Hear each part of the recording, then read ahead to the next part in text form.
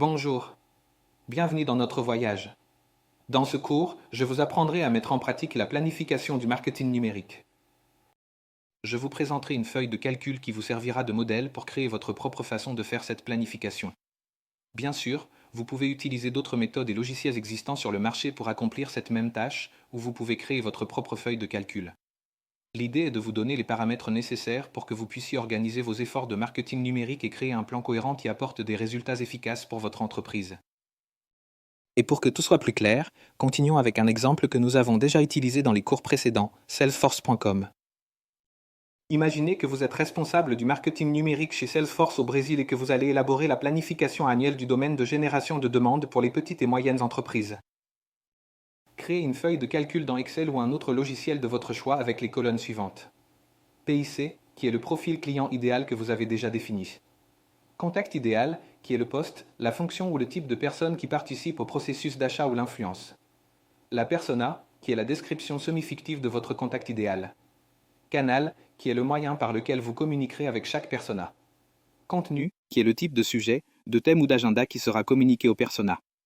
Format, qui sont les manières dont le contenu est représenté dans chaque canal qui sera utilisé. Fréquence, qui est l'intervalle de temps entre les événements et le nombre de fois que nous répéterons une certaine action.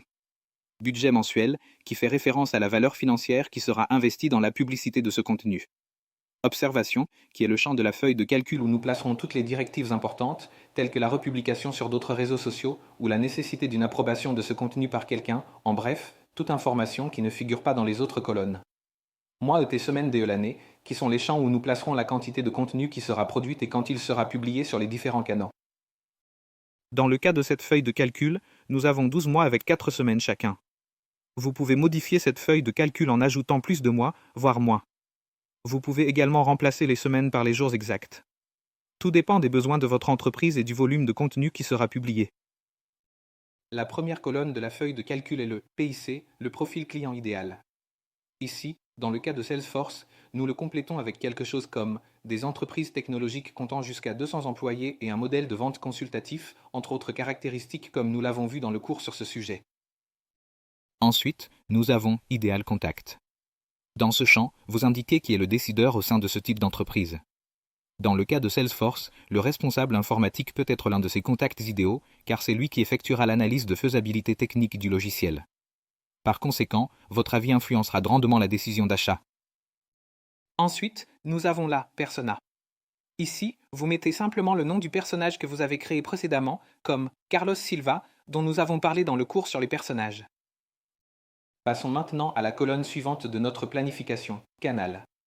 Un canal est tout moyen de communication numérique entre votre entreprise ou votre marque et votre public, c'est-à-dire les personas de chacun de vos profils clients idéaux. Et c'est là que commence un choix stratégique. Les différents canaux servent des objectifs différents et des publics différents. Commençons par les réseaux sociaux. Si votre entreprise est B2C, c'est-à-dire destinée au consommateur final, les canaux les plus adaptés sont Instagram idéal pour les produits de consommation visuelle et à évolution rapide comme la mode, la beauté et la nourriture. TikTok idéal pour les vidéos courtes, créatives et virales, largement utilisées par les marques jeunes et dynamiques. Facebook, toujours pertinent pour les publics plus âgés et idéal pour les campagnes ciblées via des groupes ou des publicités. Pinterest idéal pour la décoration intérieure, l'organisation de fêtes, la mode et le contenu visuel inspirant. Maintenant, si votre entreprise est B2B, c'est-à-dire que vous vendez à d'autres entreprises, les canaux les plus stratégiques sont LinkedIn idéal pour renforcer l'autorité, se connecter avec les décideurs et diffuser du contenu technique. YouTube largement utilisé par les entreprises pour les tutoriels, les webinaires et le contenu éducatif. Twitter, désormais appelé X, est utile pour les entreprises qui souhaitent se positionner en temps réel, commenter les tendances et renforcer leur autorité. Et nous avons toujours des réseaux sociaux de niche. Par exemple, Godread, parfait pour tous ceux qui vendent des livres, font la promotion d'auteurs ou travaillent dans le secteur de l'édition. Gans et Dribble recommandés pour les designers, illustrateurs et agences créatives.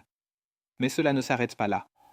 D'autres canaux numériques moins évidents devraient également faire partie de votre planification. L'un d'entre eux est le courrier électronique. Le marketing par email continue d'être l'un des canaux offrant le meilleur retour sur investissement. Vous pouvez l'utiliser pour entretenir des relations avec votre base, envoyer des promotions ou éduquer votre public avec des newsletters. Un autre canal stratégique est le blog.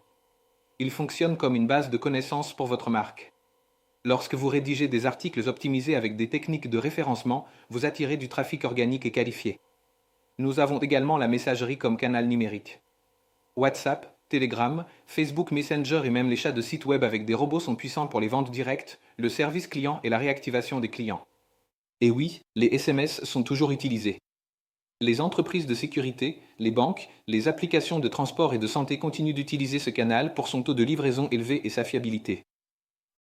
Dans le cas de Salesforce, comme il s'agit d'une entreprise davantage B2B, elle utiliserait principalement LinkedIn, un blog, le marketing par email et YouTube. Mais vous pouvez également utiliser Instagram pour renforcer votre présence institutionnelle et WhatsApp pour un contenu plus direct après une conversion. Vient ensuite la colonne « Contenu ». Cette colonne est le cœur de la planification. Vous décrivez ici les sujets, les thèmes et les agendas qui seront discutés avec chaque personne dans ce cas, avec Carlos Silva, responsable technologique. Le contenu doit donc aborder directement les défis techniques et les solutions pratiques. Par exemple, comment intégrer le CRM aux systèmes internes de l'entreprise? Sécurité et fiabilité du cloud dans les environnements de vente consultative. Bonne pratique d'automatisation des processus entre les équipes informatiques et commerciales. Cas d'utilisation technique des API Salesforce pour les développeurs. Outils low-code et no-code pour augmenter la productivité de l'équipe technologique. Vous pouvez également varier les types de contenu de cette colonne avec sortie et mise à jour de produits, des dates commémoratives liées à la technologie ou à l'innovation, comme la journée de l'informatique ou des événements comme le Web Summit. Contenu interne sur la culture de l'innovation et la transformation numérique. Des supports pédagogiques plus larges tels que des livres blancs, des webinaires et des tutoriels. L'objectif ici est de générer une réelle valeur avec des sujets qui intéressent directement ce profil technique et aident à la décision d'achat ou d'adoption de la plateforme. Maintenant que vous comprenez ce qu'est le contenu, passons à la colonne suivante de la feuille de calcul, format. Le format est le type de présentation du contenu que vous publierez sur chaque chaîne. Regardons quelques exemples. Sur Instagram, les principaux formats sont images statiques dans le flux, carrousel d'images, réel de courtes vidéos avec un attrait visuel, stories contenu à court terme, idéal pour montrer des images des coulisses, réaliser des sondages et générer de la proximité. Point fort, idéal pour épingler du contenu éducatif ou commercial. Sur LinkedIn, les formats sont un peu différents. Textes et articles longs pour démontrer les connaissances. Des PDF carousel qui fonctionnent comme des présentations. Vidéos avec études de cas ou coulisses de l'entreprise. Des sondages pour susciter l'engagement auprès de la communauté professionnelle. Sur les réseaux de niche comme GoDread, le format est différent. L'accent est mis sur les critiques, les listes de livres et les interactions dans les forums et les clubs de lecture. Dans le marketing par email, vous pouvez utiliser newsletters hebdomadaires ou mensuels, campagnes promotionnelles axées sur la conversion, séquences automatisées telles que l'accueil, le panier abandonné ou le réengagement. Dans la messagerie, les formats sont messages courts avec bouton d'action, conversation automatisée avec questions et réponses, notifications simples de rappel ou d'alerte. Le plus important est de comprendre que le format doit correspondre au canal et au comportement de votre personnage dans cet espace. Lorsque vous remplissez les colonnes canal et format dans votre feuille de calcul, pensez toujours: qui est mon public? Où est-il? Et comment consomme-t-il le contenu sur cette chaîne? Et puis nous arrivons à la colonne fréquence, et ici, cela vaut la peine de s'arrêter un instant pour approfondir. La fréquence est bien plus qu'un simple chiffre sur une feuille de calcul. C'est ce qui construit le rythme, l'habitude et la présence de la marque. Si vous publiez au hasard, votre public perdra tout intérêt ou ne verra tout simplement pas votre marque régulièrement. Mais si vous publiez régulièrement, vous augmentez vos chances d'être mémorisé en éduquant progressivement le client et en instaurant la confiance. Sur les réseaux sociaux, la fréquence influence directement l'engagement et la portée organique. L'algorithme d'Instagram, par exemple, a tendance à favoriser ceux qui publient fréquemment. Sur LinkedIn, maintenir une présence hebdomadaire permet de renforcer l'autorité et de maintenir votre profil actif pour le réseau de votre public. De plus, maintenir une cadence vous permet de comprendre ce qui fonctionne. Vous commencez à obtenir des données comparatives. Quel type de contenu génère le plus de clics? Quelle est la meilleure heure pour la livraison? Mais comment savoir quelle est la fréquence idéale? La première étape consiste à examiner les références de votre secteur. Si d'autres entreprises B2B publient sur LinkedIn 2 fois par semaine, vous disposez déjà d'une référence minimale. Si vos concurrents envoient une newsletter bimensuelle, une newsletter mensuelle pourrait peut-être suffire à vous lancer ou, au contraire, elle pourrait vous inciter à être plus présent. Vous pouvez également utiliser des outils d'analyse de la concurrence ou simplement observer les profils les plus actifs dans votre niche et comprendre comment ils se positionnent. Dans notre exemple Salesforce, la fréquence pourrait ressembler à ceci. Publication technique sur LinkedIn tous les mardis. Vidéo sur YouTube tous les 15 jours. Newsletter mensuelle segmentée par persona. Webinaire trimestriel axé sur des solutions spécifiques. La recommandation est la suivante. Commencez par ce que vous pouvez maintenir en qualité, puis augmenter en fonction des résultats et de la structure de l'équipe. Dans votre feuille de calcul, cette colonne peut être remplie avec des termes tels que hebdomadaire, mensuel, tous les 15 jours ou même avec des jours spécifiques, tous les lundis. Cette décision, lorsqu'elle est bien réfléchie, change complètement la façon dont votre public perçoit votre marque. Et si elle est basée sur des données à la fois internes et de marché, elle vous aidera à mieux planifier le contenu, à définir plus clairement les diffusions et à améliorer les performances globales de votre stratégie numérique. La colonne suivante de la feuille de calcul est budget mensuel. Et ici, nous parlerons spécifiquement des médias payants, c'est-à-dire de l'investissement dans la promotion du contenu sur des plateformes comme Meta Ads et Google Ads. Il est important de préciser que la valeur que vous renseignez dans cette colonne fait référence à l'action spécifique dans cette ligne de la feuille de calcul. En d'autres termes, il ne s'agit pas du budget total du mois, mais plutôt du montant estimé pour promouvoir ce contenu ou cette campagne, le cas échéant. Et oui, cela signifie que tous les contenus n'ont pas besoin de médias payants. Certains contenus peuvent être simplement organiques, comme un article de blog éducatif ou une série d'histoires contenant des conseils rapides. Mais d'autres, qui ont un objectif direct de conversion, de portée ou de capture de lead, peuvent et doivent être promus. Parlons maintenant des deux plateformes les plus utilisées pour les médias payants, Meta Ads et Google Ads. Meta Ads est le système publicitaire qui sert Instagram, Facebook et, dans certains cas, WhatsApp. Il est idéal pour booster les publications visuellement attrayantes, les annonces de produits, les courtes vidéos et les promotions.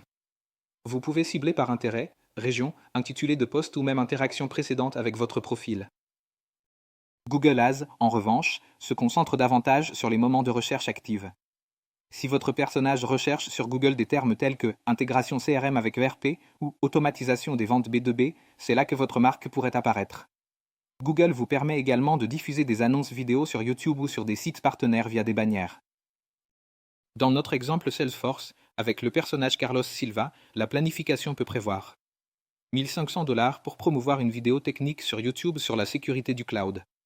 800 $ pour dynamiser un carrousel LinkedIn avec un livre blanc technique. Et 300 $ pour tester une campagne de recherche Google avec des mots-clés spécifiques à l'industrie. Ces valeurs seraient renseignées individuellement dans les lignes de la feuille de calcul qui traite de ces actions. Désormais, si une certaine ligne dans la feuille de calcul représente un contenu purement institutionnel ou une publication sans objectif de conversion, vous pouvez laisser ce champ vide ou indiquer qu'il n'y aura pas de boost. L'objectif de cette chronique est de vous aider à mieux comprendre où il vaut la peine d'investir dans les médias payants et dans quelle mesure vous êtes prêt à tester et à optimiser chaque type de contenu. Vous pouvez renseigner des valeurs fixes comme 5 cents ou 2000 $ ou écrire à définir s'il s'agit d'une campagne qui dépend d'un budget ultérieur ou d'une validation initiale. Le dernier conseil est le suivant, n'investissez pas dans tout, investissez intelligemment. Utilisez les données des premiers mois pour comprendre quels canaux et formats offrent le meilleur rapport coût-bénéfice et par conséquent, mieux orienter votre budget. Parlons maintenant de deux parties très importantes de votre planification, la colonne observation et les colonnes des mois de l'année. La colonne observation fonctionne comme un champ libre pour compléter les informations qui ne rentrent pas dans les autres colonnes. C'est l'espace idéal pour enregistrer des directives spécifiques, des exceptions, des réutilisations ou tout détail logistique pertinent pour l'exécution de cette action. Par exemple, vous pouvez utiliser cette colonne pour indiquer que le contenu publié sur Instagram doit également être republié sur LinkedIn et Facebook. Ou notez que l'action ne doit être publiée que lors d'une campagne promotionnelle spécifique. Cela peut également indiquer quelque chose comme envoyer via WhatsApp à des prospects qualifiés, publier uniquement après révision par l'équipe commerciale, ou contenu lié au lancement du produit. Ces observations permettent de maintenir l'alignement entre les équipes, d'éviter les doutes dans la production et de garantir que le contenu est utilisé de la manière la plus stratégique possible. Passons maintenant aux colonnes des mois, de janvier à décembre. Chacun d'eux est divisé en 4 cellules qui représentent les 4 semaines du mois. Ces espaces vous permettent de répartir vos actions dans le temps en marquant combien de fois ce contenu sera publié chaque semaine du mois. Par exemple, si vous avez du contenu publié toutes les 2 semaines et que vous souhaitez le publier la première et la 3e semaine de mars, écrivez simplement 1 dans les premières et 3e cellules de la colonne mars. Cela indique qu'il y aura une publication cette semaine-là. S'il s'agit d'un contenu hebdomadaire, comme un article de blog ou une vidéo YouTube, vous pouvez mettre le numéro 1 pour les 4 semaines. S'il y a 2 publications par semaine, vous marquez 2 dans chaque cellule correspondante. Et si l'action n'est pas effectuée ce mois-là, ou dans une semaine spécifique, le champ peut simplement être laissé vide. Ce type de marquage permet d'avoir un planning visuel rapide et précis, facilitant le contrôle de fréquence, l'organisation de la production et l'alignement entre les canaux et les campagnes. De plus, vous pouvez facilement voir quelles semaines sont les plus chargées et lesquelles ont encore de la place pour de nouvelles actions, ce qui est très utile lors de la planification de dates spéciales, de lancement ou d'ajustements tactiques. Utilisez cette partie de la feuille de calcul pour assurer la cohérence, éviter l'improvisation et maintenir une présence numérique équilibrée tout au long de l'année.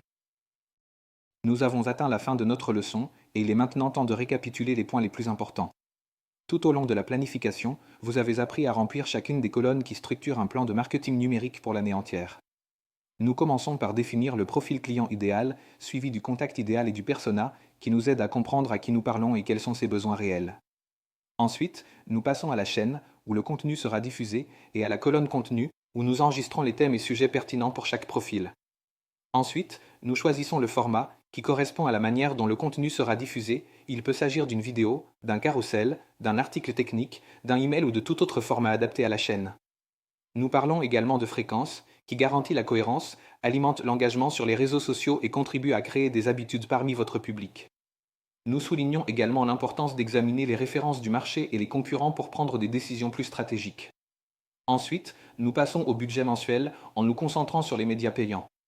Nous avons appris à indiquer, ligne par ligne, quelles actions seront menées sur des plateformes comme Meta Ads ou Google Ads et comment cet investissement doit être réalisé avec intention et non par impulsion. Ensuite, nous parlons de la colonne Notes, dans laquelle vous enregistrez des instructions spécifiques pour chaque action, telles que l'exploitation du contenu, les restrictions ou les alignements internes. Et enfin, nous avons vu comment utiliser les colonnes mensuelles de janvier à décembre pour organiser la fréquence des publications par semaine, facilitant ainsi le calendrier d'exécution tout au long de l'année. Cette planification est bien plus qu'une feuille de calcul. C'est un outil stratégique qui vous aide à assurer une présence numérique constante, à organiser clairement la production de contenu et à mieux orienter les investissements dans les médias payants. Avec lui, vous arrêtez d'agir à la volée et commencez à communiquer avec cohérence, objectif et alignement avec vos objectifs commerciaux. Il est donc temps pour vous de vous entraîner et de créer votre propre feuille de calcul de planification de marketing numérique et de tester tout ce que vous avez appris jusqu'à présent. À partir du prochain cours, nous commencerons à discuter du deuxième sommet de notre triangle numérique, la fourniture de services via des canaux numériques. Merci beaucoup pour votre attention et à bientôt au prochain cours.